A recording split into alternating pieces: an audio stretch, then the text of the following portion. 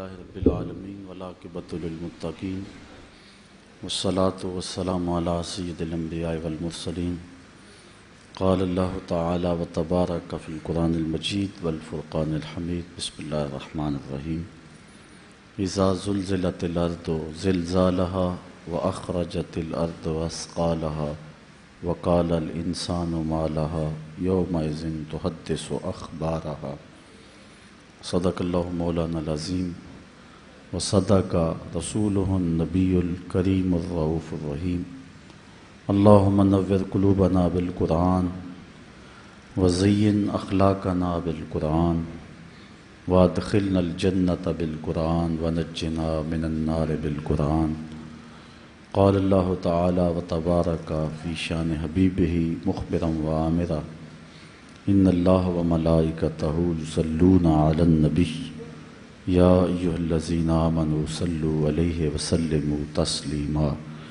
الصلاۃ والسلام علیک یا رسول اللہ وعلی آلک واصحابک یا محبوب رب العالمین الصلاۃ والسلام علیک یا نبی الرحمہ وعلی آلک واصحابک یا رسول الملاحم۔ تمام حمد و ثنا تعریف و توصیف اللہ جل مجدہ الکریم کی ذات بابرکات کے لیے جو خالق کائنات بھی ہے اور مالک شش جہات بھی۔ اللہ جل وعلا کی حمد و ثنا کے بعد حضور نبی اکرم شفیع امم رسول محتشم نبی مکرم اللہ کے پیارے امت کے سہارے رب کے محبوب دانائے غیوب مالک رقاب امم فخر عرب و عجم والی کون و مکان سیاہ لا مکان سید انس و جاں سرور لالا رخاں نیر تاباں سر نشین مہوشاں ماہ خوباں شہنشاہ حسینہ تتمہ دوراں سر خیل زہرہ جمالاں جلوائے صبح ازل نور ذات لم یزل باعث تکوین عالم فخر آدم و بنی آدم نیر بطہا راستار ما اوہا شاہد ما طغا صاحب علم نشرہ معصوم آمنہ احمد مجتبیٰ حضرت محمد مصطفیٰ صلی اللہ علیہ وسلم کے حضور ناز میں اپنی عقیدتوں ارادتوں محبتوں اور نیازمندیوں کا خراج پیش کرنے کے بعد واجب الاحترام ذوی الاحتشام برادران اسلام السلام علیکم ورحمۃ اللہ وبرکاتہ۔ آج کا عنوان قیامت اور اس کی نشانیوں کے بیان پر مشتمل ہے۔ قیامت ایک امر واقعہ ہے، ایک حقیقت ہے جو روح پذیر ہوگی۔ ہمارے بنیادی عقیدے تین ہیں: عقیدہ توحید، عقیدہ رسالت اور عقیدہ آخرت۔ اس دنیا پر ہمیشہ بیٹھ نہیں رہنا، ایک متعینہ مدت گزار کے ہم نے یہاں سے ایک اور جہان کی طرف منتقل ہونا ہے۔ پہلے برزخ کی کائنات ہے، اس کے بعد پھر قبروں سے لوگ اٹھائے جائیں گے اور ایک دن قائم ہوگا جو 50,000 سال پر مشتمل ہوگا۔ آج زمین میں قوت جاذبہ ہے، گرمی کو جذب کرتی ہے، لیکن قیامت کے دن وہ قوت اس سے چھین لی جائے گی اور زمین تانبے کی ہوگی۔ سورج کا رخ الٹا ہے پھر سیدھا ہو جائے گا، اب بہت دور ہے پھر بہت قریب آ جائے گا۔ لوگ قبروں سے نکالے جائیں گے۔ حضرت ام المومنین سیدہ عائشہ رضی اللہ تعالی عنہا سے روایت ہے، حضور نے بیان فرمایا کہ قبروں سے لوگ برہنہ اٹھائے جائیں گے۔ تو عرض کی حضور پھر ایک دوسرے سے شرم نہیں آئے گی؟ تو حضور نے فرمایا عائشہ معاملہ اس سے بھی سخت ہے، مطلب کیا؟ کسی کو ہوش رہا ہوگا تو شرم آئے گی، ہر شخص کو اپنی جان کے لالے پڑے ہوں گے، اور وہ دن 50,000 سال پر مشتمل ہوگا۔ ہر بندہ اپنے اپنے گناہوں کے مطابق پسینے میں شرابور ہوگا، کوئی گھٹنوں تک، کوئی ٹخنوں تک، کوئی کمر تک، کوئی کندھوں تک، کسی کو پسینے کی لگام دی جائے گی اور کوئی پسینے میں ڈوبا ہوا ہوگا، اور وہ اس طرح کا پسینہ نہیں ہوگا، اتنا گرم ہوگا کہ اگر اس کا ایک قطرہ احد پہاڑ پہ رکھ دیا جائے تو پگھل جائے، اور اتنا بدبودار۔ ابن رجب حنبلی نے لکھا ہے اس کا ایک قطرہ اب دنیا پہ ڈال دیا جائے تو اس سے اتنی بدبو پھیل جائے، انسان تو انسان رہے، جانوروں کے دماغ بھی پھٹ جائیں۔ تو یہ دن انتہائی سخت ترین دن ہوگا بدکاروں کے لیے، نافرمانوں کے لیے، کافروں کے لیے، مشرکوں کے لیے، منافقوں کے لیے۔ لیکن جن لوگوں نے اپنی زندگی کو اللہ اور اس کے رسول کی یاد میں بسر کیا ہوگا، قیامت کے دن جب لوگ سخت پریشانی کے عالم میں ہوں گے، اللہ تعالیٰ جل شانہ ان کو اپنے عرش کا ٹھنڈا سایہ نصیب فرمائے گا۔ حدیث میں 7 اشخاص کا تذکرہ بھی آتا ہے اور 3 اشخاص کا ذکر بھی آتا ہے۔ جن 7 اشخاص کا ذکر ہے وہ صحیح بخاری اور صحیح مسلم میں ہے۔ حضور علیہ السلام نے ارشاد فرمایا، سبعۃ یظلھم اللہ تعالی فی ظلہ یوم لا ظل الا ظلہ، امام عادل وشاب نشأ فی عبادۃ اللہ ورجل قلبہ معلق بالمساجد ورجلان تحابا فی اللہ اجتمعا علیہ وتفرقا الیہ ورجل دعته امرأة ذات منصب وجمال فقال انی اخاف اللہ ورجل تصدق بصدقة فأخفاها حتى لا تعلم شماله ما تنفق يمينه ورجل ذكر الله خاليا ففادت عيناه، او کما قال النبی صلی اللہ علیہ وسلم۔ حضور نے فرمایا اس دن جب کوئی سایہ نہیں ہوگا، 7 اشخاص کو اللہ تعالیٰ اپنے عرش کا ٹھنڈا سایہ بخشے گا۔ ان میں سے پہلا عادل حکمران ہے، دوسرا وہ جوان جس کی جوانی اللہ کی یاد میں گزری، عبادت میں بسر ہوئی، تیسرا وہ شخص کہ جس کا دل مسجد کے ساتھ لگتا ہے، چوتھا وہ شخص جس کو کسی عورت نے دعوت گناہ دی یا کسی عورت کو کسی مرد نے دعوت گناہ دی تو اس نے جواب میں کہا میں اللہ سے ڈرتا ہوں، اور پانچواں وہ شخص کہ جس نے مخفی انداز سے صدقہ کیا کہ جو دائیں ہاتھ نے خرچ کیا بائیں کو اس کی خبر نہ ہوئی، اور چھٹا وہ شخص کہ جو 2 لوگ اللہ کے لیے پیار کرتے ہیں اور اللہ کے لیے آپس میں جدا ہوتے ہیں، اور 7واں شخص کہ جس نے تنہائی میں بیٹھ کے اللہ کا ذکر کیا اور اس کی آنکھوں سے آنسو بہہ نکلے۔ تو یہ 7 اشخاص قیامت کے دن عرش الہی کے گھنے سائے تلے ہوں گے، اور انہیں حوض کوثر کا جام دیا جائے گا، اور جسے حوض کوثر کا جام عطا کر دیا جائے گا 50,000 سالوں پر مشتمل اس ایک دن میں اس کو دوبارہ پیاس نہیں لگے گی۔ تو وہ دن انتہائی سخت دن ہے، اللہ تعالیٰ اس کی سختیوں سے ہمیں محفوظ فرمائے۔ قیامت بہرحال قائم ہوگی، اور اللہ تعالیٰ قرآن مجید میں ارشاد فرماتا ہے اذا زلزلت الارض زلزالها وَأَخْرَجَتِ الْأَرْضُ أَثْقَالَهَا وَقَالَ الْإِنسَانُ مَا لَهَا يَوْمَئِذٍ تُحَدِّثُ أَخْبَارَهَا۔ جب زمین تھر تھر کانپنے لگے گی تو پھر حال یہ ہوگا کہ انسان پکار اٹھے گا کہ اس کو کیا ہو گیا، اور اس دن زمین ہر خبر بتا دے گی۔ آج زمین کے جس گوشے اور ٹکڑے پہ بندہ داد عیش دیتا رہا ہے، گناہ کرتا رہا ہے، دروازے بند کر کے لوگوں کی نگاہوں سے چھپتا رہا ہے، لیکن قیامت کے دن زمین سلطانی گواہ بن جائے گی، اور جو کہا ہر شے سامنے آ جائے گی۔ اسی طرح جو نیکی جہاں بھی کی ہے وہ بھی قیامت کے دن سامنے آ جائے گی۔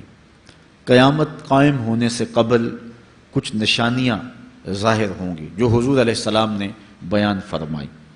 قیامت کب قائم ہوگی اس کے وقت کا تعین نہیں فرمایا، بلکہ جب بھی آئے گی اچانک آئے گی، لیکن اتنا بتایا کہ دن جمعۃ المبارک کا ہوگا اور عاشورے کا دن ہوگا، 10 محرم الحرام کی تاریخ ہوگی، اور شام کے میدان میں میدان محشر لگے گا۔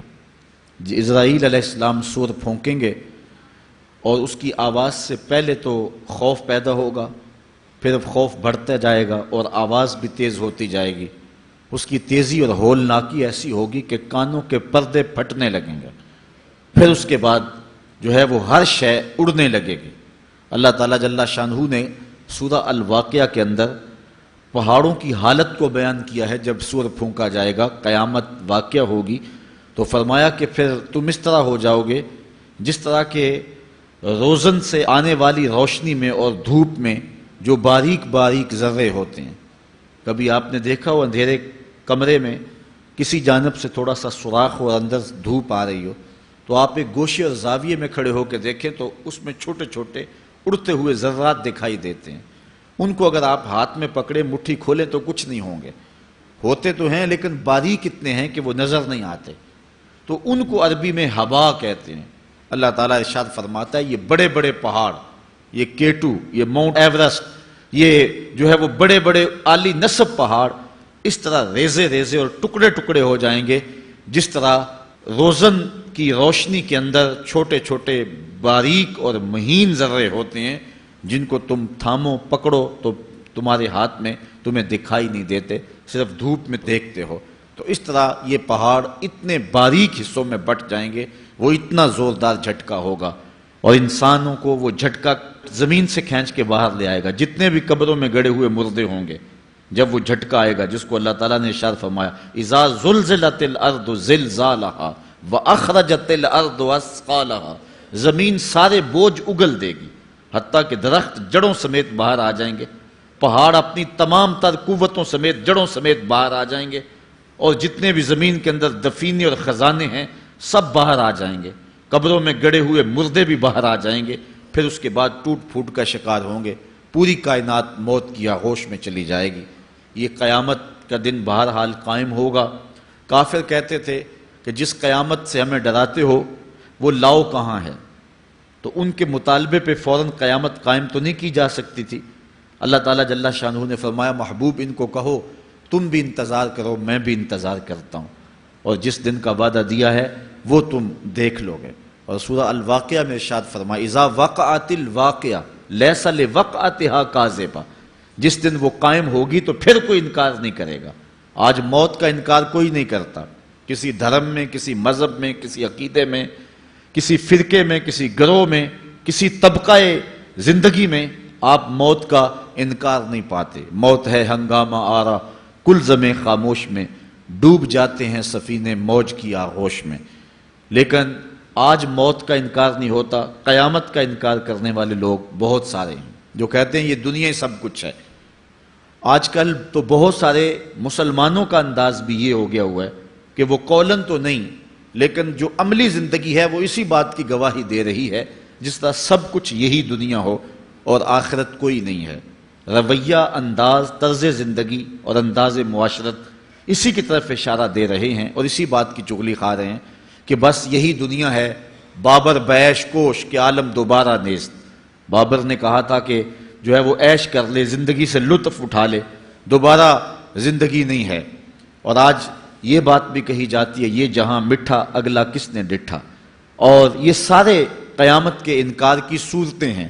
لیکن آج اگر کوئی مانتا یا نہیں مانتا، لیکن ایک وقت آئے گا پھر کوئی بھی انکار نہیں کر سکے گا۔ آج جو قیامت کے قیام پذیر ہونے کی تدہیق کرتا ہے اور دلائل دیتا ہے کہ یہ دن قائم نہیں ہوگا، قیامت کے دن وہ بھی انکار نہیں کر سکے گا، اس لیے کہ آنکھوں کے سامنے سب کچھ ہو جائے گا، جس طرح آج موت کا انکار نہیں ہوتا۔ تو ارشاد فرمایا جب وہ واقعہ پذیر ہو جائے گی پھر کوئی بھی اس کو جھٹلانے والا نہیں ہوگا۔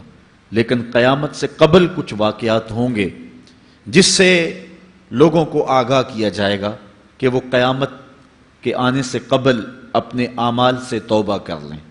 آج تو توبہ کا دروازہ کھلا ہے، لیکن قرب قیامت میں سورج مغرب سے دوبارہ طلوع ہو جائے گا، جو ہی غروب ہوگا، غروب ہونے کے بعد دوبارہ طلوع ہو کے عصر کے وقت پہ آ جائے گا، اور پھر اس کے بعد دوبارہ غروب ہو جائے گا۔ تو یہ قیامت سے 40 سال پہلے ہوگا۔ اس کے بعد توبہ کا دروازہ بند کر دیا جائے گا۔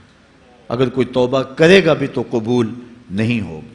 آج ہمیں موقع دیا گیا ہے کہ مرنے سے 1 سال پہلے بھی توبہ کر لیں، 1 مہینہ پہلے بھی توبہ کر لیں، موت سے 1 دن پہلے بھی توبہ کر لیں، 1 گھنٹہ پہلے بھی توبہ کر لیں، 1 لمحہ پہلے بھی توبہ کر لیں۔ اللہ تعالیٰ یہ نہیں دیکھتا کہ اس کی ساری زندگی گناہوں میں گزری ہے، وہ دیکھتا ہے میرا بندہ آخر میری چوکھٹ پہ آ گیا، وہ پچھلے سارے گناہ معاف فرما دے۔ بلکہ حضور علیہ السلام نے صحابہ کو ایک مثال سے سمجھایا کہ ایک آدمی جنگل میں سفر کر رہا تھا اور اونٹ کے اوپر اس کا سامان بھی تھا، اس کی ضروریات زندگی بھی تھیں، اس کا توشہ بھی تھا، کھانا پینا بھی تھا، خود بھی سوار تھا۔ چلتے چلتے جنگل میں کسی درخت کے ساتھ اپنا اونٹ باندھ کر کے وہ دوپہر کاٹنے کے لیے، سستانے کے لیے وہاں کچھ دیر کے لیے رکا۔ نیند آئی، تھوڑی دیر کے بعد جب آنکھ کھلی تو کیا منظر دیکھتا ہے کہ اونٹ نہیں ہے، اس کے اوپر ہی اس کا سامان ہے، زیادہ سفر ہے۔ اب صحرا میں اونٹ کا کھو جانا گویا زندگی کا کھو جانا ہے۔ اس بات کا ادراک وہ لوگ رکھتے ہیں جنہوں نے صحراؤں کا سفر کیا ہے۔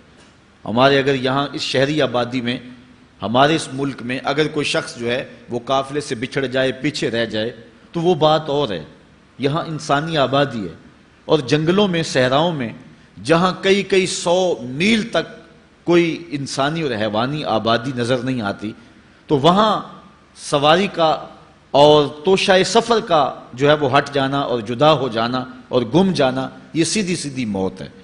اب اس نے دائیں بائیں بھاگ کر کے دیکھا کہ اونٹ کہیں ملے، لیکن اونٹ نہیں ملا، تو وہ دوبارہ آ کے اس درخت کے ساتھ ٹیک لگا کے بیٹھ گیا موت کے انتظار میں کہ اب توشہ سفر بھی گیا، سامان سفر بھی گیا، سواری بھی گئی، اور یہاں کوئی انسانی آبادی بھی نہیں ہے، تو اب موت کا ہی انتظار ہے۔ تو وہ موت کے انتظار میں بیٹھ گیا۔ اچانک اس کو نیند آ گئی، تھوڑی دیر کے بعد آنکھ کھلی تو اس نے کیا منظر دیکھا کہ اونٹ جو ہے وہ اس کے پاس کھڑا ہوا ہے اور ماں ساز و سامان کھڑا ہوا ہے۔ تو پھر اس کو اتنی خوشی ہوئی، اونٹ کیا ملا، زندگی مل گئی۔ اس نے کہا اللہم انت عبدی وانا ربک، اے اللہ تو میرا بندہ اور میں تیرا رب۔ کہنا اس نے یہ تھا اے اللہ میں تیرا بندہ اور تو میرا رب، لیکن فرحت و مسرت سے، وفور خوشی سے اس کی زبان بل کھا گئی، اور اسے خوشی میں ہوش ہی نہ رہا کہ میں کیا کہہ رہا ہوں۔ وہ کیا کسی نے کہا تھا کہ جب بھی تیری قربت کے امکان نظر آئے ہم اتنے خوش ہوئے کہ پریشان نظر آئے۔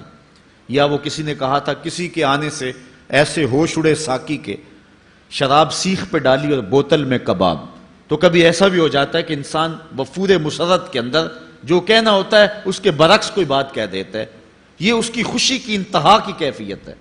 تو اس نے کہا اللہم انت عبدی وانا ربک، اے اللہ تو میرا بندہ اور جو ہے وہ میں تیرا رب۔ یہ جوش مسرت سے یہ بات اس کے منہ سے نکلی۔ حضور نے صحابہ کو فرمایا صحابہ بتاؤ اس بندے کو کتنی کو خوشی ہوئی ہے؟ صحابہ نے عرض کی حضور بہت زیادہ خوشی ہوئی ہے۔ تو حضور علیہ السلام نے فرمایا جب کوئی بندہ توبہ کر کے مالک کی دہلیز پہ پلٹ آتا ہے اللہ تعالیٰ اس سے بھی زیادہ خوش ہوتا ہے کہ یہ میرا بندہ میری دہلیز پہ آ گیا ہے، یہ توبہ کے دروازے پہ آ گیا ہے۔ تو اس لیے قیامت سے قبل توبہ کا دروازہ کھلا ہوا ہے، لیکن 40 سال قبل توبہ کا دروازہ بند ہوگا، سورج مغرب سے طلوع ہوگا۔ پھر کوئی توبہ کرنا چاہے گا بھی، بلکہ ہر کوئی توبہ کرنا چاہے گا، لیکن پھر توبہ جو ہے وہ قبول نہیں ہوگی۔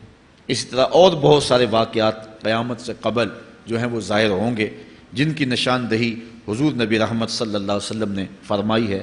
حضرت حذیفہ بن اسید انصاری رضی اللہ تعالی عنہ فرماتے ہیں کہ حضور تشریف لائے اور ہم کسی امر میں بات کر رہے تھے، تو حضور علیہ السلام نے ارشاد فرمایا کہ تم کس چیز کا تذکرہ کر رہے ہو؟ تو ہم نے عرض کی حضور ہم قیامت کے بارے میں ذکر کر رہے ہیں۔ تو حضور علیہ السلام نے ارشاد فرمایا کہ قیامت اتنی دیر تک قائم نہیں ہوگی جب تک یہ نشانیاں پوری نہ ہو لیں۔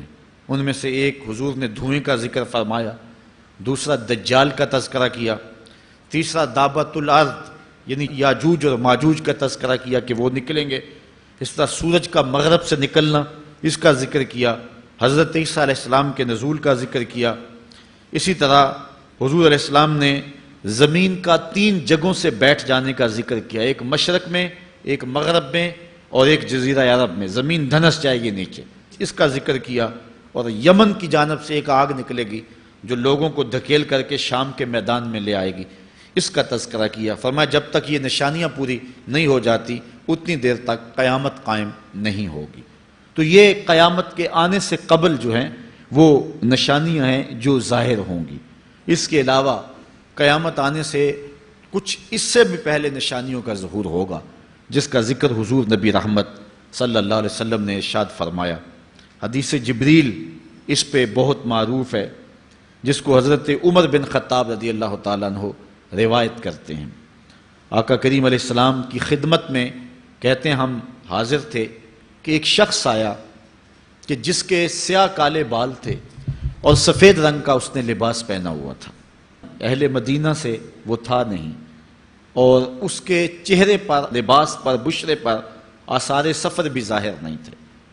اگر مقامی ہوتا تو ہم جانتے ہوتے، اور اگر باہر سے آیا ہوتا تو اس کے چہرے پر، لباس پر جو ہے وہ سفر کے آثار ہوتے۔ اس زمانے میں اس طرح کے سفر تو نہیں تھے آسانی اور سہولت والے، تو جو بھی سفر کر کے دور سے آتا تو اس کا چہرہ بتاتا یہ مسافر ہے۔ تو کہا مسافر لگتا نہیں تھا اور اہل مدینہ سے تھا نہیں۔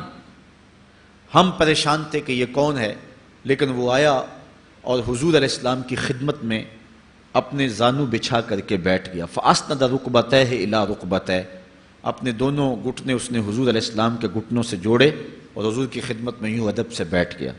پھر اس نے حضور علیہ السلام سے اسلام کے بارے میں پوچھا، حضور علیہ السلام نے جواب دیا۔ پھر اس نے کہا بالکل آپ نے سچ فرمایا ہے۔ ہم حیران ہوئے، خود ہی سوال کرتا ہے اور خود ہی تصدیق کرتا ہے۔ پھر اس نے حضور سے ایمان کے بارے میں پوچھا، حضور نے کچھ ارشاد فرمایا ایمان یہ ہے، تو اس نے کہا بالکل صدقتا، آپ نے سچ کہا ہے۔ تو ہم پھر حیران ہوئے کہ خود ہی یہ سوال پوچھ رہا ہے اور خود ہی اس کی تائید کر رہا ہے۔ پھر اس نے احسان کے بارے میں پوچھا، تو حضور علیہ السلام نے اس کو جواب دیا کہ احسان یہ ہے کہ اللہ کی عبادت اس طرح کرے کہ تو اسے دیکھ رہا ہے، اور اگر یہ کیفیت نہیں ہے تو کم از کم یہ کیفیت پیدا کر لے کہ وہ تجھے دیکھ رہا ہے۔ اس نے کہا آپ نے سچ کہا۔ پھر اس کے بعد اس نے کہا مجھے اب قیامت کے بارے میں بتائیں۔ حضور علیہ السلام نے فرمایا جو ہے وہ مسئول سائل سے عالم نہیں ہے۔ تو اس نے کہا اچھا پھر مجھے قیامت کی کچھ نشانیاں بیان فرما دیں۔ تو حضور علیہ السلام نے اس شخص کو جو نشانیاں بیان فرمائیں وہ یہ تھی کہ لونڈی اپنی مالکہ کو جنم دے گی، بکریاں چرانے والے، اونٹ چرانے والے، ننگے پاؤں والے اور ننگے بدن والے تم دیکھو گے کہ عمارتیں بنانے میں ایک دوسرے سے آگے بڑھنے کی کوشش کریں گے۔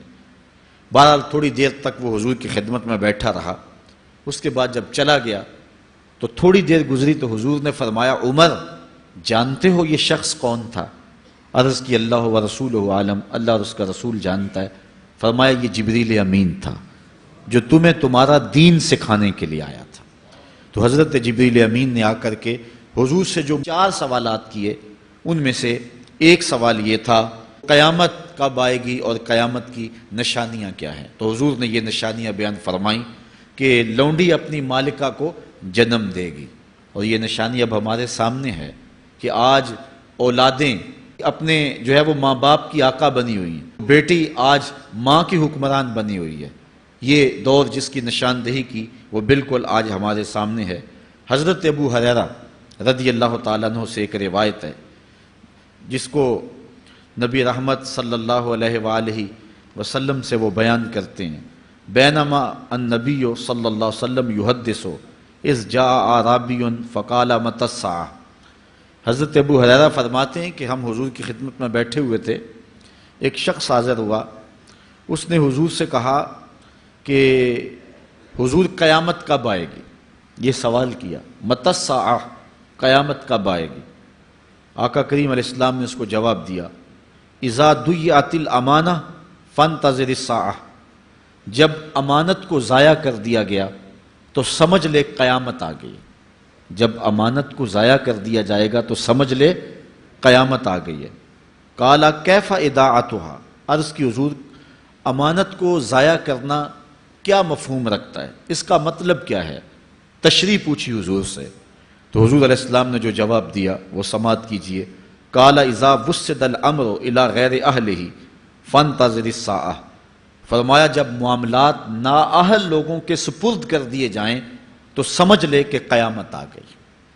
جب مسندوں کے اوپر مسندوں کے حقدار نہیں ہوں گے، جب زاغوں کے تصرف میں عقابوں کا نشیمن آ جائے گا، جب تخت و تاج کے مالک غدار، بے دین اور نااہل لوگ ہوں گے، جب تخت و تاج کی حکمرانی اور مسلح و امامت کے مسند کے اوپر بیٹھنے والے بھی نااہل ہوں گے، تو پھر سمجھ لینا کہ قیامت جو ہے وہ ظاہر ہو رہی ہے، اور قیامت کا پھر انتظار کرنا۔ آج جس زمانے سے ہم گزر رہے ہیں، ہم ذرا نظر اٹھا کر کے دیکھیں تو جس بھی منصب پر ہم کسی شخص کو دیکھتے ہیں، الا ماشاءاللہ کثیر تعداد یہی ہے کہ نااہل لوگ جو ہیں وہ عالی مرتبت مناصب کے اوپر بیٹھے ہوئے ہیں، جو کہ ان کے حقوق کو اور ان کے انتظام کو بھی نہیں جانتے، جو اس مسند کے تقاضوں سے بھی آگاہ نہیں ہیں، وہ بھی اس مسند کے اوپر بیٹھے ہوئے ہیں۔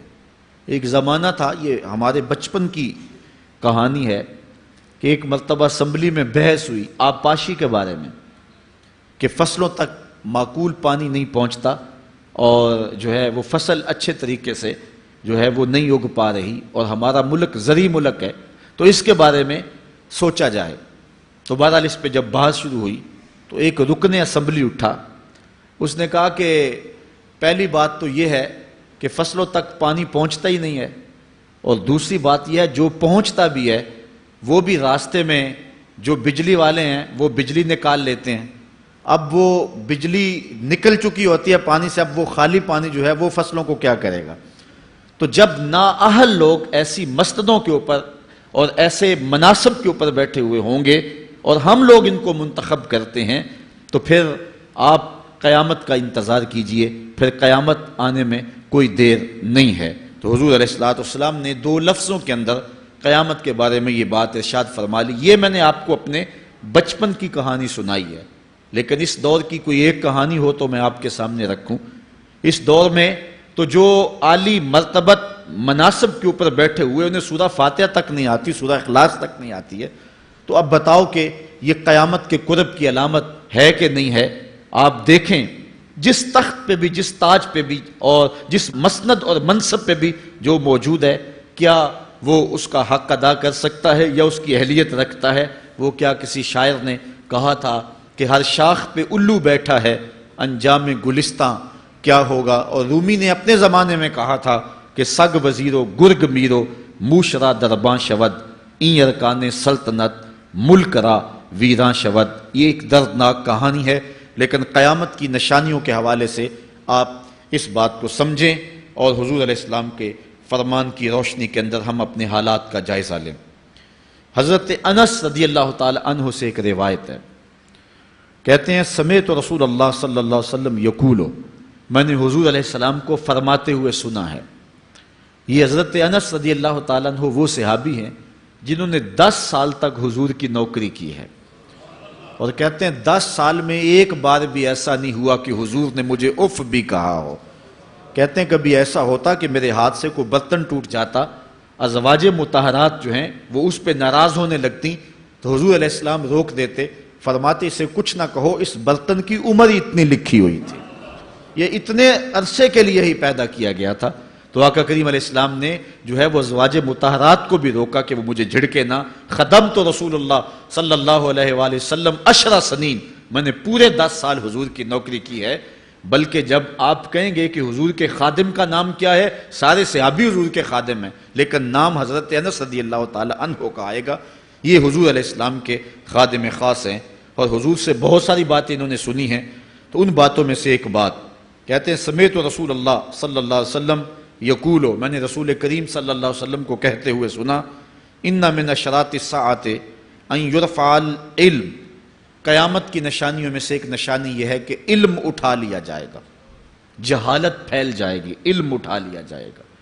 آج لفظ زیادہ ہو گئے ہیں، انفارمیشن زیادہ ہو گئی ہے، لیکن جس کو علم کہا جاتا ہے، جو مومن کے سینے کا جمال اور نور ہے، آج وہ اٹھا لیا گیا ہے۔ آج لوگ کہتے ہیں جی جتنا علم آج ہے اتنا علم پہلے تو نہیں تھا۔ آج کوئی غزالی دکھاؤ، کوئی رازی دکھاؤ، کوئی رومی دکھاؤ، کوئی احمد بن حنبل جیسا شخص دکھاؤ، کوئی محمد بن حسن شیبانی جیسا شخص دکھاؤ، کوئی امام ابو حنیفہ کے نالین کی خاک جیسا شخص بھی دکھاؤ. تو یہ ایک غلط بات ہے کہ جی پہلے زمانے میں اتنا علم نہیں ہوتا تھا، اب علم بہت زیادہ ہو گیا، جی علم بہت زیادہ پھیل گیا.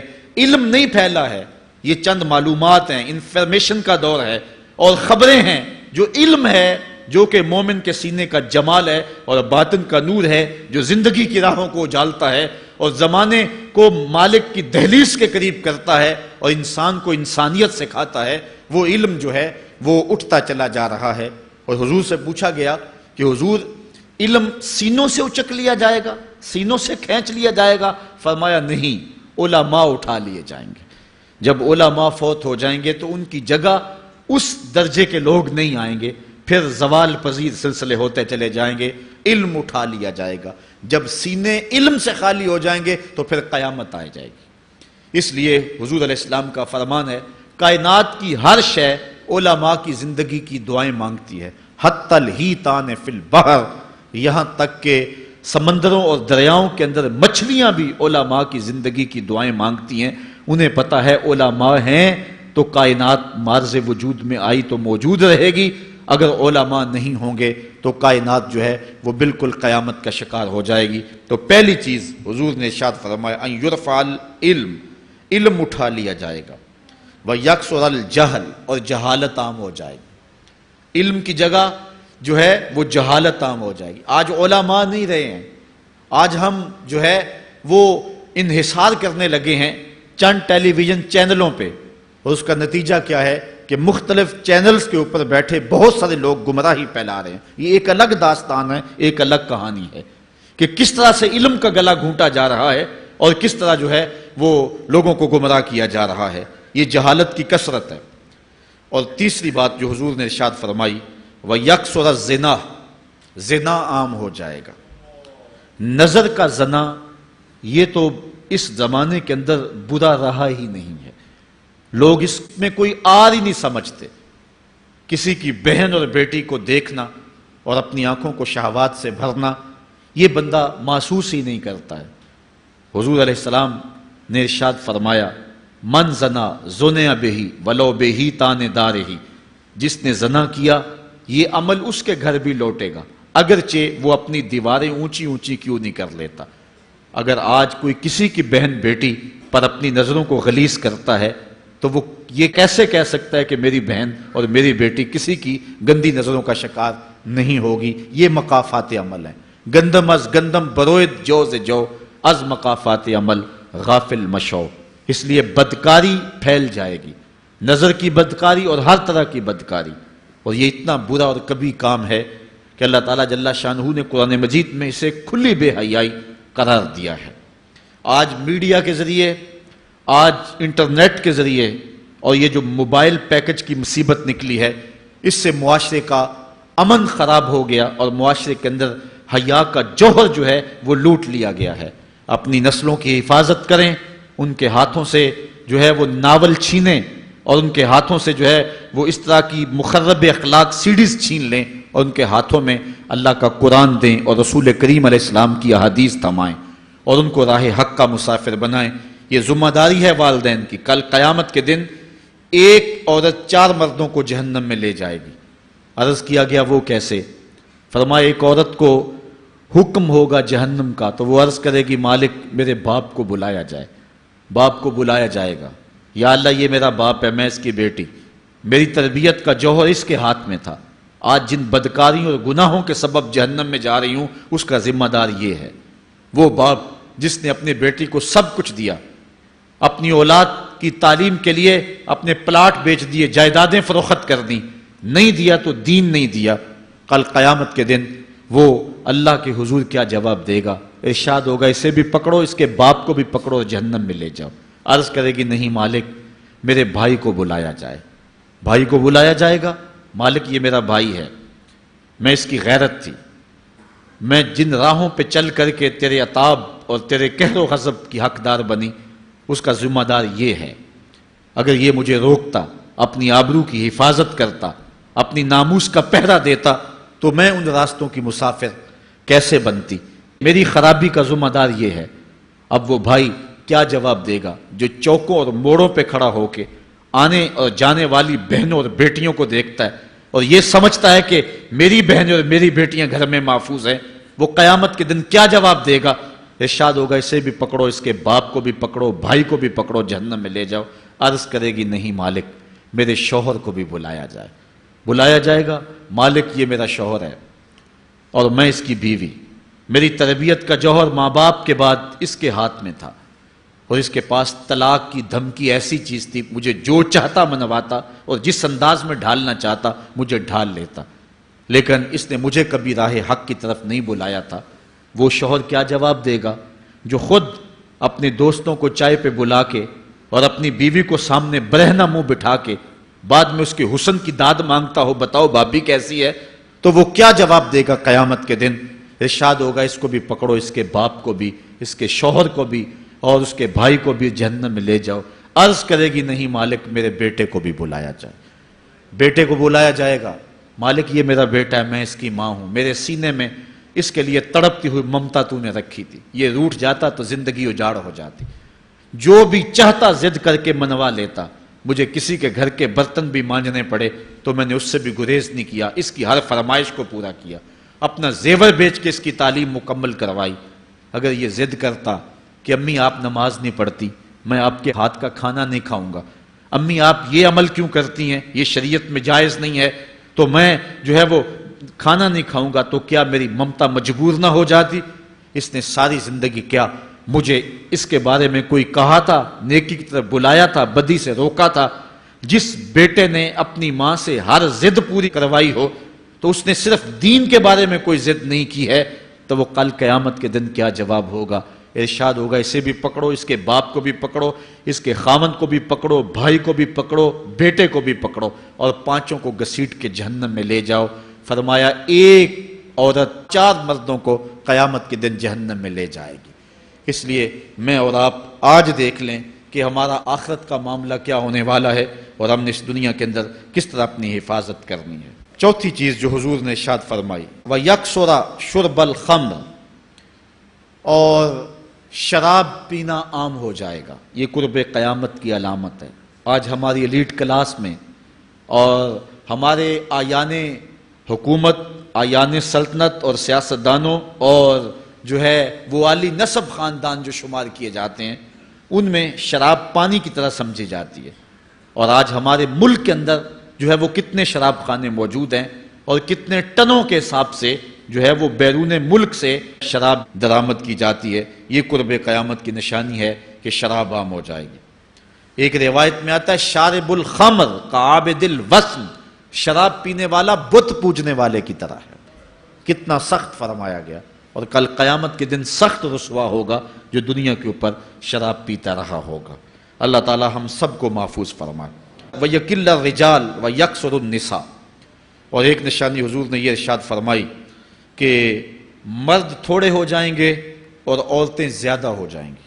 ایک تو عورتوں کی افزائش زیادہ ہوگی، اور دوسری بات مختلف ہنگاموں میں، حادثات میں اور جنگوں میں مرد قتل کر دیے جائیں گے اور عورتیں زیادہ ہو جائیں گی، یہاں تک کہ حضور نے فرمایا حتی یکون ل50 امرأۃ القیم الواحد، یہاں تک کہ 50 عورتوں کا ایک مرد منتظم ہوگا۔ 50 عورتیں ہوں گی اور کمانے والا صرف ایک مرد ہوگا۔ یہ قرب قیامت کے حالات ہیں جو حضور نے بیان کیے۔ حالات اس طرف بڑھ رہے ہیں اور ایک وقت وہ آنے والا ہے کہ بالکل جو حضور نے فرمایا وہ چیزیں سامنے آئیں گی۔ حضرت ابو سعید خدری رضی اللہ تعالی عنہ سے ایک روایت سنیے۔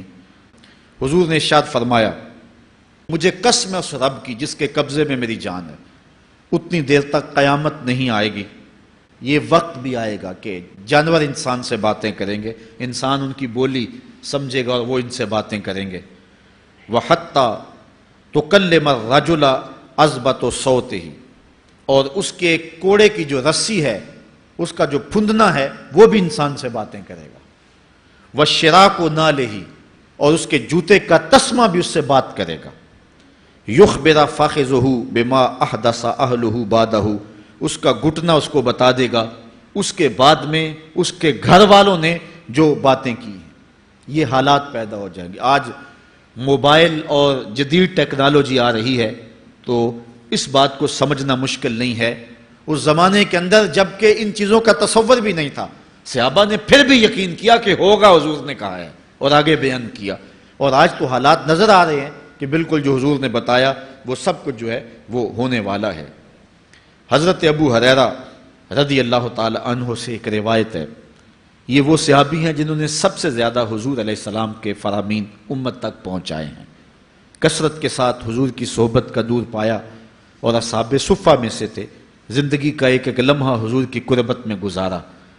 حضرت ابو ہریرہ رضی اللہ تعالیٰ عنہ فرماتے ہیں کہ رسول کریم صلی اللہ علیہ وسلم نے ارشاد فرمایا، اذا اتخذ الفیء دیوالا، جب مال غنیمت کو، جب سرکاری خزانے کو اپنی ذاتی دولت سمجھا جائے گا، اس میں تصرف کیا جانے لگے گا، سرکاری خزانے میں لوگ جس طرح چاہیں گے تصرف کریں گے، ایک زمانہ آئے گا اور وہ دیکھ لو بالکل ہمارے سامنے۔ والامانۃ مغنما، اور امانت کو مال غنیمت سمجھا جائے گا، جس طرح غنیمت بندہ استعمال کرتا ہے وہ امانت کو اس طرح غنیمت سمجھے گا اور اس کو جو ہے وہ غصب کر جائے گا۔ والزکوٰۃ مغرما، اور زکوٰۃ کو ٹیکس سمجھے گا، مجبور ہو کے دے گا، وہ زکوٰۃ دینا چاہے گا ہی نہیں۔ اور آج کتنے لوگ ہیں جو زکوٰۃ نہیں دیتے؟ اگر لوگ صحیح طور پہ زکوٰۃ ادا کر دیں اور زکوٰۃ کے جو حقدار ہیں ان تک پہنچے تو پاکستان میں صرف 1-2 سالوں کے اندر غربت ختم ہو جائے۔ اتنی دولتیں ہیں لوگوں کے پاس، اتنی جائیدادیں ہیں لوگوں کے پاس۔ ایک تو سارے لوگ زکوٰۃ ادا نہیں کرتے، دوسرا یہ ہے حقداروں تک نہیں پہنچتی۔ پیشہ ور مانگنے والے اور اس موسم کے اندر جو ہے وہ اپنے آپ کو غریب ظاہر کر کے اور مختلف اپنی مجبوریاں ظاہر کر کے مال ہتھیانے والے بہت سارے ہیں، اور زکوٰۃ دینے والا کہتا ہے میں جلدی جلدی فارغ ہو جاؤں۔ جتنی محنت مال کو کمانے میں صرف کی ہے، اتنی ہی محنت حقداروں کو تلاش کرنے کے لیے بھی کرے تاکہ اس کی زکوٰۃ اصل مصارف تک پہنچے۔ تو قرب قیامت میں یہ ہوگا کہ زکوٰۃ کو ٹیکس جانا جائے گا۔ وَتُعُلِّمَ لِغَيْرِ الدِّينِ، اور علم دین کے لیے حاصل نہیں کیا جائے گا، دین کے علاوہ کے لیے حاصل کیا جائے گا۔ اس کے 2-3 مفاہیم ہیں۔ ایک تو مفہوم ہے کہ علم دین حاصل کرنا لوگ چھوڑ دیں گے، وہ انجینئر اور ڈاکٹر اور کیا کچھ بننے کے لیے جو ہے وہ علم حاصل کریں گے۔ نام خدمت انسانی ہی ہے کہ میں یہ سب کچھ کر کے اپنے وطن کی خدمت کروں گا، انسانیت کی خدمت کروں گا، لیکن بعد میں جب مسندوں پہ بیٹھتے ہیں اور جو حال کرتے ہیں وہ کسی سے مخفی نہیں ہے۔ مسیحا پھر کس روپ کے اندر آتا ہے اور کس طرح قوم کو دونوں ہاتھوں سے لوٹتا ہے، یہ قرب قیامت کی نشانیاں ہیں۔ ہر بندہ جو ہے وہ علم تعلیم حاصل اچھا انسان بننے کے لیے نہیں، با کردار شخص بننے کے لیے نہیں، اچھا مومن بننے کے لیے نہیں، صالح فرد بننے کے لیے نہیں، بلکہ کمائی کرنے کے لیے، زیادہ زیادہ پیسے کمانے کے لیے وہ علم حاصل کرے گا۔ اور دوسری یہ بات کہ جو دین کا علم بھی حاصل کریں گے وہ بھی غرض و غائد جو ہے وہ اپنی چھوڑ دیں گے جس مقصد کے لیے جو ہے وہ علم حاصل کیا جاتا ہے۔ اور یہ قرب قیامت کی نشانی جو حضور نے بیان کی یہ بھی ہم اپنے زمانے میں دیکھ رہے ہیں۔ وَأَطَاعَ الرَّجُلُ امْرَأَتَهُ، اور آدمی اپنی بیوی کی اطاعت کرے گا، جو بیوی کہے گی وہ مانے گا۔ وَأَقَّى أُمَّهُ، اور ماں کو آگ کر دے گا، ماں کی پرواہ نہیں کرے گا، ماں کی نافرمانی کرے گا، بیوی کی بات کو ترجیح دے گا اور ماں کی بات جو ہے اس کو ثانوی حیثیت دے گا۔ بہت بدبخت تو ایسے ہیں کہ جو ماں باپ کو ویسے ہی دقیانوسی کا تانا دے کے کہتے ہیں تمہیں تو پتہ ہی نہیں کسی بات کا دنیا کہاں چلی گئی، اور ان کی کسی بات کو، کسی مشورے کو اور کسی حکم کو کوئی ترجیح نہیں دیتے۔ لیکن جب بیوی اور ماں دونوں کا حکم مقابلے میں آ جائے تو اس وقت وہ بیوی کے حکم کو ترجیح دیں گے۔ یہ قرب قیامت کی علامت ہے جو کہ ہم واضح طور پہ اپنے معاشرے میں دیکھ رہے ہیں۔ وَأَدْنَى صَدِيقَهُ وَأَقْصَى أَبَاهُ، دوست قریب ہوں گے، باپ دور ہوگا۔ دوستوں کو قربت دی جائے گی، ان کے ساتھ بیٹھنا اٹھنا بھی ہوگا، کھانا پینا بھی ہوگا، گپ شپ بھی ہوگی۔ دوست ایک بیل دے تو بندہ دوڑا جائے گا دوست کی پکار پہ، لیکن ماں باپ جو مرضی کہیں تو ماں باپ کی بات کو کوئی ترجیح نہیں دی جائے گی۔ یہ قرب قیامت کی نشانیوں میں سے ایک نشانی ہے، اور اس وجہ سے آج لوگ محروم ہو گئے ہیں اور گھروں میں برکت نہیں رہی۔ ماں باپ اگر کچھ کہیں کوئی چیز لانے کے لیے بھی کہیں تو بچہ 100 بہانے کرتا ہے اور دوست کی پکار پہ لبیک کہتا ہوا بھاگ اٹھتا ہے۔ وَظَهَرَتِ الْأَصْوَاتُ فِي الْمَسَاجِدِ، مسجدوں میں لڑائیاں ہوں گی، مسجدوں میں جو ہے وہ آوازیں بلند ہوں گی لڑائیوں کی، ایک دوسرے سے الجھاؤ پیدا ہو جائیں گے۔ آج ہماری مسجدوں میں پنکھا بند کرنے سے لڑائیاں شروع ہو جاتی ہیں۔ یہ بالکل آپ کے قریب ایک شہر میں ہوا ہے، ایک آدمی قتل ہو گیا صرف اس معاملے میں کہ وہ ایک کہہ رہا تھا کہ لائٹ بند کر دو، اور دوسرے نے کہا کہ میں نماز پڑھ رہا ہوں تو تم نے مجھے دیکھا نہیں، اور اس بات پہ لڑائی شروع ہوئی، حتیٰ کہ فائرنگ تک نوبت پہنچی اور ایک آدمی جو ہے وہ قتل ہو گیا۔ آپ نے اخبارات میں پڑھا ہوگا۔ تو اس طرح مسجدوں کے اندر جو ہے وہ لڑائیاں شروع ہو جائیں گی، یہ قرب قیامت کی نشانی ہے۔ وَسَادَ الْقَبِيلَةِ فَاسِقُهُمْ، قبیلے کا سردار سب سے فاسق اور بدتر شخص ہوگا، خاندان کا، قبیلے کا، برادری کا، وہی سربراہ ہوگا، وہی قائد ہوگا، وہی لیڈر ہوگا، وہی پنچ ہوگا جو جتنا بڑا غنڈہ اور جتنا بڑا بدماش ہے اس کو ہی جو ہے وہ سرپرستی جائے گی۔ شرافت نام کی چیز ہی باقی نہیں رہے گی۔ شرافت کے بل بوتے پہ آگے نہ کوئی سیاست میں آ سکے گا، نہ کوئی خاندان میں آگے آ سکے گا، بلکہ اب تو حال ہی ہوا کہ ہماری محافل اور آراس کے اندر بھی جو مہمان خصوصی رکھے جاتے ہیں وہ بھی اس اعتبار سے نہیں رکھے جاتے کہ متقی شخص تلاش کرو جس کو مسند صدارت پہ بٹھایا جائے، جس کو مہمان خصوصی رکھا جائے۔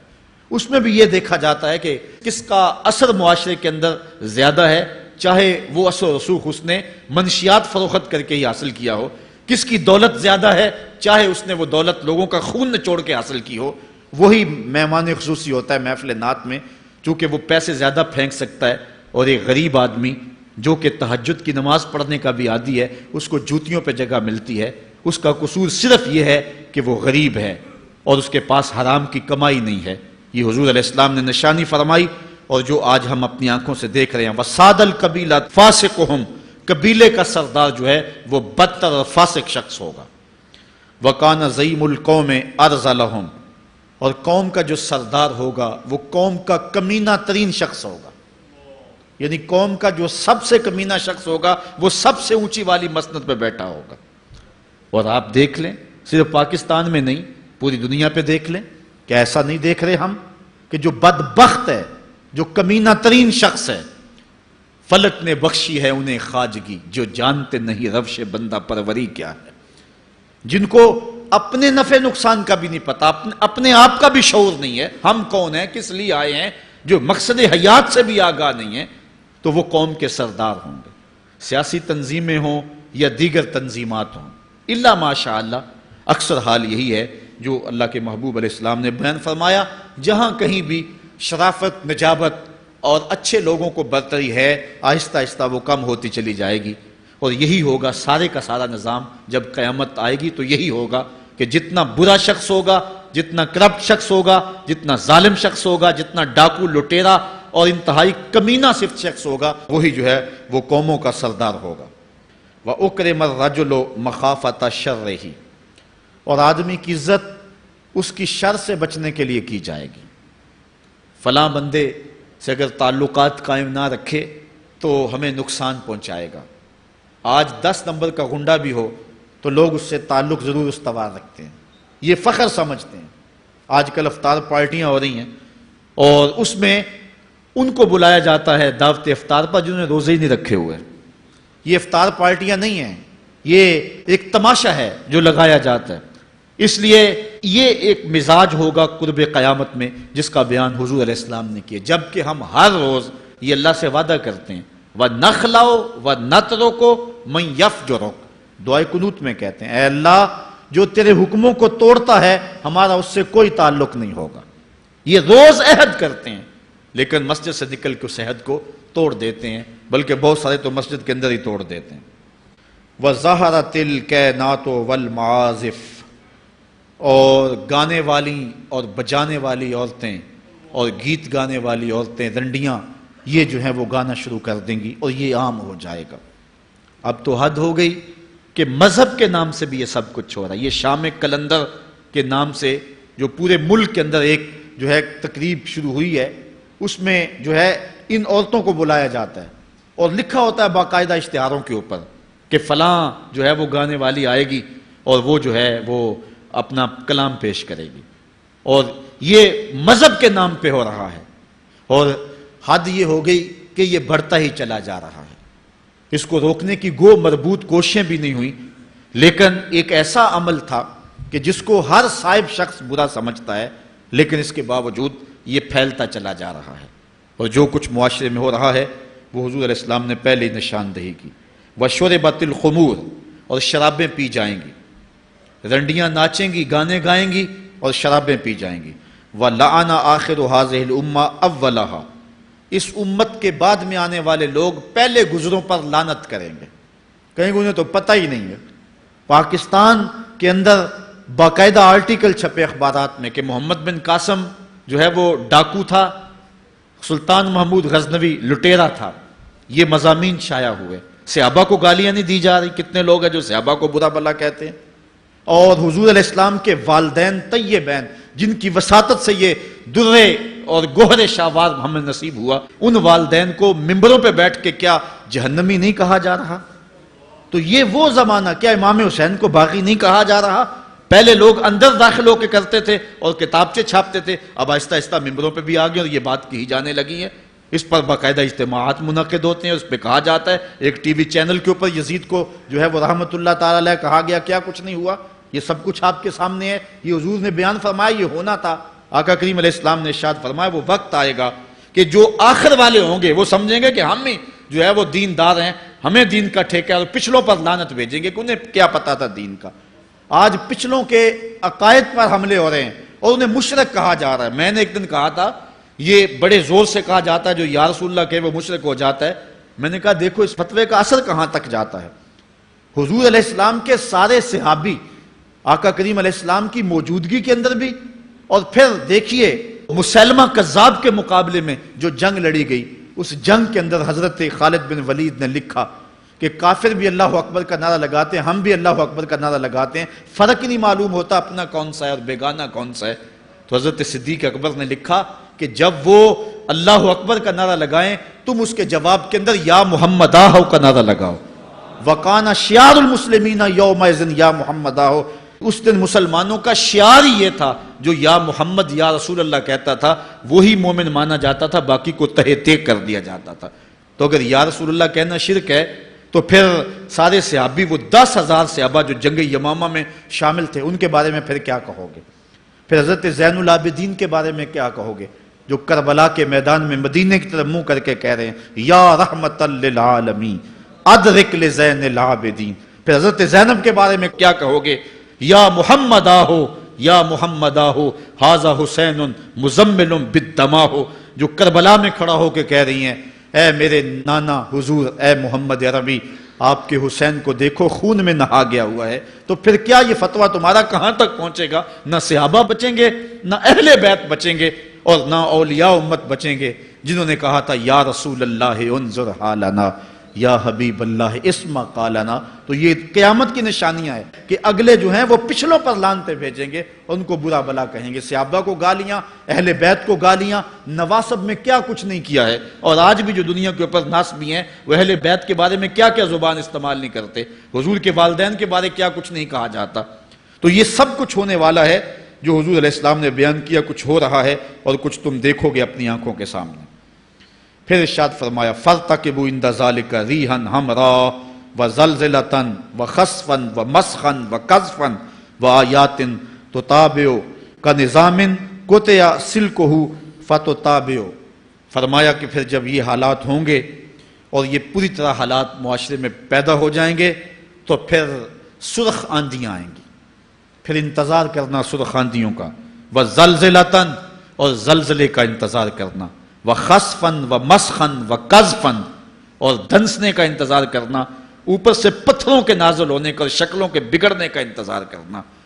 اور آگے فرمایا وَآیَاتٍ اور ایسی نشانیاں آئیں گی ایک دوسرے کے پیچھے آئیں گی، جس طرح تسبیح کا دھاگا ٹوٹ جائے تو پیدل پہ اس کے دانے گرتے ہیں، تو یہ سارے عذاب جن کا ذکر حضور نے کیا میں مسلسل اوپر نیچے یہ تمہارے تک پہنچیں گے۔ حضرت انس رضی اللہ تعالیٰ عنہ سے ایک اور روایت لیتے ہیں، حضور علیہ السلام نے ارشاد فرمایا لا تقوم الساعۃ حتی یتقارب الزمان فتکون السنۃ کالشہر والشہر کالجمعہ وتکون الجمعۃ کالیوم ویکون الیوم کالساعہ وتکون الساعۃ کالدرمۃ بالنار۔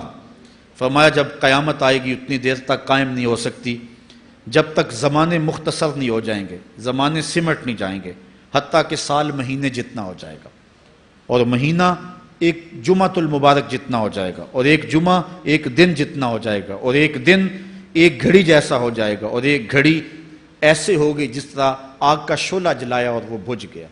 اور آج آپ دیکھ نہیں رہے کہ دن کتنی جلدی گزرتا۔ کسی زمانے میں ہم گرمیوں کی چھٹیاں کاٹتے تھے تو گزرتی نہیں ہوتی تھی گرمیوں کی چھٹیاں، لیکن آج آپ دیکھیں یہ دوپہر نہیں گزرتی ہوتی تھی۔ رمضان المبارک گرمیوں کے روزے جب ہمارے بچپن میں آئے تھے تو دوپہر نہیں گزرتی ہوتی تھی، لیکن آج وہی گرمیاں ہیں، لیکن ادھر سے سورج طلوع ہوتا ہے ادھر سے غروب ہو جاتا ہے۔ وقت سمٹ گئے، زمانے سمٹ گئے، اور یہ قرب قیامت کی نشانیاں ہیں۔ خرابی اتنی زیادہ ہوگی، حضور نے ارشاد فرمایا، حضرت ابو ہریرہ سے ہے، آدمی گزرے گا اور ایک پرانی سی قبر دیکھے گا اور کہے گا وَيَقُولُ يَا لَيْتَنِي كُنْتُ مَكَانَ صَاحِبِ هَذَا الْقَبْرِ وَلَيْسَ بِهِ الدِّينُ إِلَّا الْبَلَاغُ۔ فرمایا انسان قبر کے قریب سے گزرے گا تو گزرتے ہوئے وہ ٹھنڈی آہ بھر کے کہے گا کاش کہ اس قبر کا مکین میں ہوتا، اور فرمایا دین سوائے آزمائش کے اور کچھ نہیں رہ جائے گا۔ یہ قرب قیامت کی وہ نشانیاں ہیں جو حضور علیہ السلام نے بیان کی۔ ایک اور نشانی حضور علیہ السلام نے بیان فرمائی کہ قرب قیامت کے اندر دین کا کام بھی درہم و دینار سے ہوگا۔ اس کے دو مفاہیم ہیں۔ ایک مفہوم تو یہ ہے کہ دین کا کام کرنے والے بھی پیسے ٹگے کے بغیر جو ہے وہ ایک قدم نہیں چلیں گے۔ کیا آج 2-2 3-3 لاکھ روپے نعت پڑھنے کے نعت خواں وصول ہم سے نہیں کر رہے؟ اور آج جو ہے وہ کیا دین کوڑیوں کے عوض بیچا نہیں جا رہا؟ آج گھر نکلنے سے قبل طے نہیں کیا جاتا کتنے اب دو گے، کتنے واپسی پہ دو گے، اور کتنے اوپر نچھاور کرو گے؟ دین کیا کوڑیوں کے عوض اور پیسے کے عوض بیچا نہیں جا رہا؟ ایک اس کا مفہوم یہ ہے، اور دوسرا مفہوم اس کا یہ ہے قرب قیامت میں اگر کوئی دین کا کام کرنا بھی چاہے گا تو درہم و دینار کے بغیر نہیں ہو سکے گا۔ یعنی اس کو ضرورت ہوگی کہ میرے پاس مال ہو، حالات ہوں، اور میں دین کا کام کروں۔ اگر اس کے پاس حالات نہیں ہوں گے تو دین کا کام اس کے لیے کرنا مشکل ہو جائے گا۔ جس طرح کسی زمانے میں علماء برگد کی چھاؤں میں بیٹھ کے، اور لوگ ان کے پاس بھی آ گئے، کوئی وسائل کی ضرورت نہیں تھی، وہ پڑھا سکتے تھے، لوگ بیٹھ گئے۔ امام محمد بن حسن الشیبانی جب پڑھانے بیٹھے تو آپ کی مجلس میں جو لوگ آ کے سیکھتے تھے وہ تعداد ان کی تو بہت ساری تھی، لیکن جو باقاعدہ آپ کی باتوں کو لکھتے تھے وہ 4000 لوگ تھے۔ 4000 کلمے اور دواتیں حضرت امام محمد بن حسن شیبانی کی مجلس کے اندر پڑھی ہوا کرتی تھی، اور باقی جو لوگ تھے حضرت غوث اعظم سیدنا شیخ عبد القادر جیلانی علیہ رحمہ، آپ جب تشریف لائے، ملا علی قاری نے نزہۃ الخاطر الفاتر فی مناقب شیخ عبد القادر میں لکھا ہے کہ آپ کی ایک ایک مجلس کے اندر 70 ہزار لوگوں کا اجتماع ہوا کرتا۔ آج تھوڑے لوگ اکٹھے ہو جائیں تو ہم خوش بھی ہوتے ہیں اور حیران بھی ہوتے ہیں، اتنے لوگ اکٹھے ہو گئے۔ میاں ضرورت ہے لوگوں کی کہ وہ دین سیکھیں، وہ جائیں ایسی مجالس کے اندر، لیکن لوگ سمٹ جائیں گے، نہیں جائیں گے۔ وسائل کی ضرورت ہوگی، وہ برگد کے درخت کے نیچے بیٹھ کر کے بھی لوگ جو ہیں وہ علم کا چراغ روشن کرتے تھے۔ جب لارڈ میکالے نے نصاب تعلیم مرتب کیا اور درس نظامی کو اور جو ہے عصری علوم کو الگ کر دیا، تو یہ علماء ہی تھے کہ جنہوں نے برگد کے درخت کے نیچے، پیپل کے درخت کے نیچے بیٹھ کر کے علم کے چراغ کو روشن رکھا۔ لیکن آج اگر تم ایسا کرنا چاہو گے تو کیا ممکن ہوگا کہ اس چراغ کو تم روشن رکھ لو؟ آج وسائل کی بہر صورت ضرورت ہے، اور آج سے صدیوں قبل علماء نے یہ فتویٰ دیا تھا کہ صدقہ کرنا، زکوٰۃ ادا کرنا یا دیگر امور خیر میں خرچ کرنا بڑا نیکی کا کام ہے، لیکن سب سے بڑا نیکی کا کام اس دور کے اندر آج سے قبل علماء نے فتویٰ دیا تھا کہ دین کے طالب علموں پہ خرچ کرنا ہے۔ ان پہ اگر خرچ کریں گے تو یہ وہ ایک ایسا موقع ہے کہ جس سے آپ جو ہے وہ حقدار تک حق بھی پہنچا لیں گے اور اس سے دین کو بھی تقویت ہوگی۔ آفاق کے ہر گوشے میں قرآن سنا کر دم لینا، اب رکنا نہیں، اب تھمنا نہیں، فردوس میں جا کر دم لینا، آفاق کے ہر ہر گوشے میں قرآن سنا کر دم لینا، اب رکنا نہیں، اب تھمنا نہیں۔ بسم اللہ الرحمن الرحیم۔ ہم جہد و عظیمت کے راہی، ہم جہد و عظیمت کے راہی، منزل پہ جا کر دم لیں گے، میدان عمل میں نکلے ہیں، میدان عمل میں نکلے ہیں، باطل کو مٹا کر دم لیں گے، ہم جہد و عظیمت کے راہی، منزل پہ جا کر دم لیں گے، آفاق کے ہر ہر گوشے میں، آفاق کے ہر ہر گوشے میں قرآن سنا کر دم لیں گے، اب رکنا نہیں، اب تھمنا نہیں،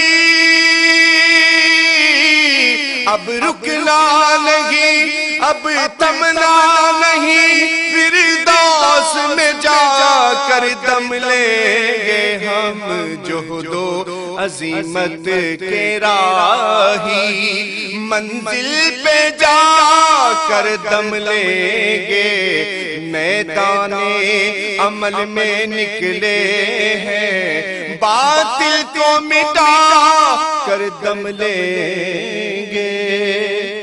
اس دارالعلوم کی ایک ایک اینٹ میں پیار بھرا ہوا ہے، درد بھرا ہوا ہے، تو اس کے لیے دعا گو رہیں، اپنے تعاون سے بھی نوازتے رہیں۔